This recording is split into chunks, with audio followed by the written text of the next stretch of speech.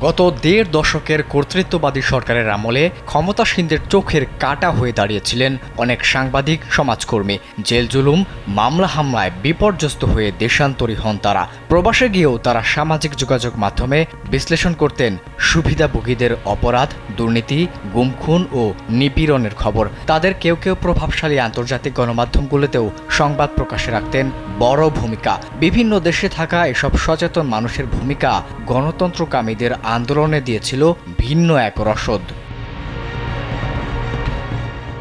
তাদেরই একজন মুশফিকুল ফজল আনসারি। দৈনিক ইত্তেফাক, ইউএনবি সহ বিভিন্ন সংবাদ মাধ্যমে কূটনৈতিক রিপোর্টার হিসেবে বেশ উজ্জ্বল মুখ ছিলেন তিনি। সেলফিন অ্যাপে দেশ বিদেশের যে কোনো জায়গা থেকে অ্যাকাউন্ট খুলতে পারবেন কোনো ঝামেলা ছাড়াই। সেলফিন, আগামীর ব্যাংকিং।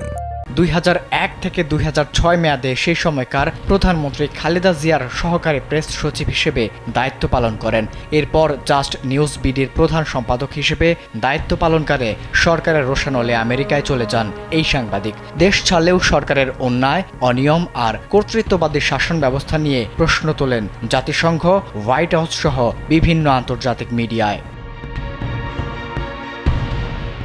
ব্যক্তিজীবনে চিকিৎসক হলেও মানবাধিকার ইস্যুতে সোচ্চার ছিলেন পিনাকি ভট্টাচার্য। এ কারণেই ফ্রান্সে নির্বাসনে যেতে হয় তাকে। সেখান থেকেই তিনি হয়ে ওঠেন মুক্তিকামী মানুষের কণ্ঠস্বর। সরকারের বিভিন্ন দুর্নীতি ও দলবাজির কঠোর সমালোচনার পাশাপাশি তিনি সোশ্যাল মিডিয়ায় তুলে ধরেন রাজনীতি ও অর্থনীতির নানা বিশ্লেষণ।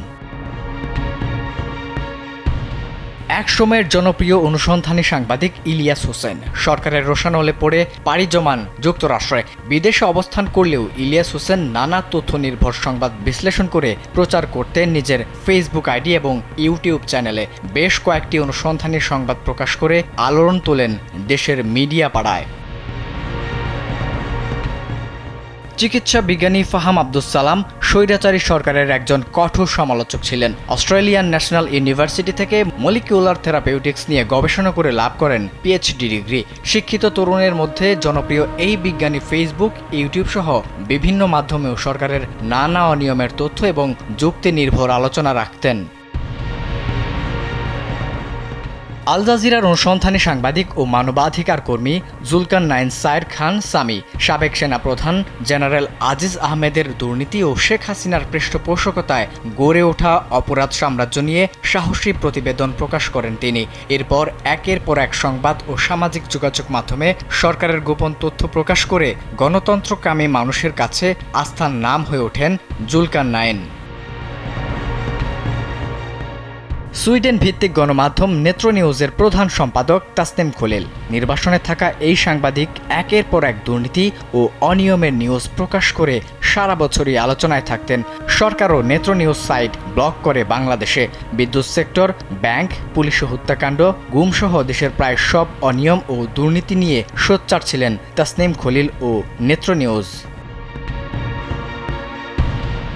গণমাধ্যমে চেপে রাখা নানা অনিয়ম, সুবিধাবাদী সাংবাদিক এবং সরকারের দুর্নীতি শোষণের নানা চিত্র তুলে ধরে সবসময় আলোচনায় ছিলেন লন্ডনে নির্বাসিত সাংবাদিক জাওয়াদ নির্ঝর। স্বৈরাচারী সরকারের নানা অনিয়ম, নেতাদের দুর্নীতি নিয়ে প্রায় তুলে ধরতেন নানা তথ্য। সোচ্চার ছিলেন পুলিশি হত্যা, গুম-খুন নিয়েও। নানা চাপে দেশীয় গণমাধ্যমে যেসব সংবাদ প্রকাশ হতো না, সেসব সংবাদ নিজের ফেসবুক এবং ইউটিউব চ্যানেলে প্রকাশ করতেন। এছাড়া করাপশন ইন মিডিয়া নামে একটি ফেসবুক পেজে তুলে ধরতেন গণমাধ্যম সংক্রান্ত নানা অনিয়মও।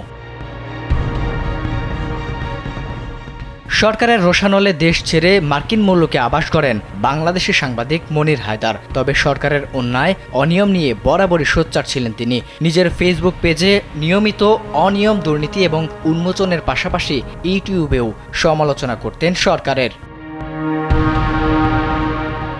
যুক্তরাষ্ট্র এবং কানাডা ভিত্তিক অনলাইন প্ল্যাটফর্ম নাগরিক টিভি পরিচালনা করেন মোস্তাফিজুর রহমান টিটু ও নাজমুস সাকিব। প্রায় এক দশক ধরে সরকার অনুগত প্রভাবশালী ব্যক্তিদের দুর্নীতি, অনিয়ম তুলে ধরে আলোচনায় ছিল এই প্ল্যাটফর্মটি। দেশীয় গণমাধ্যমের আলোচিত মুখ মুস্তাফা ফিরোজ। অনেক প্রতিষ্ঠিত গণমাধ্যমের হাতে খড়ি মুস্তাফা ফিরোজের হাত ধরে। তবে স্বৈরাচারী সরকারের রোশানলে পড়ে দেশ ছাড়তে হয় তাকে। সিঙ্গাপুর ও মালয়েশিয়ায় বসে কাজ করতেন তিনি। লেখালেখির পাশাপাশি ফেসবুক, ইউটিউবে নিয়মিত বিশ্লেষণধর্মী ভিডিও আপলোড করতেন মুস্তাফা ফিরোজ।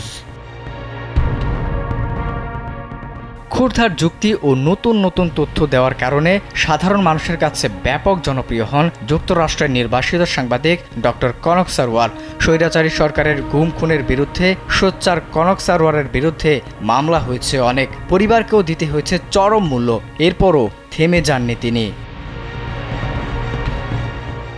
টেলিভিশন সাংবাদিকতায় জনপ্রিয় মুখ শাহেদ আলম। সরকারের রোষানলে দেশ ছাড়েন তিনি। সেখানে বসেও সরকারের নানা অনিয়ম নিয়ে ছিলেন সোচ্চার। ফেসবুক এবং ইউটিউবে তথ্য নির্ভর সমালোচনা দেশের তরুণদের মধ্যে তাকে জনপ্রিয় করে তোলে। আবিদ হাসান, কালবেলা।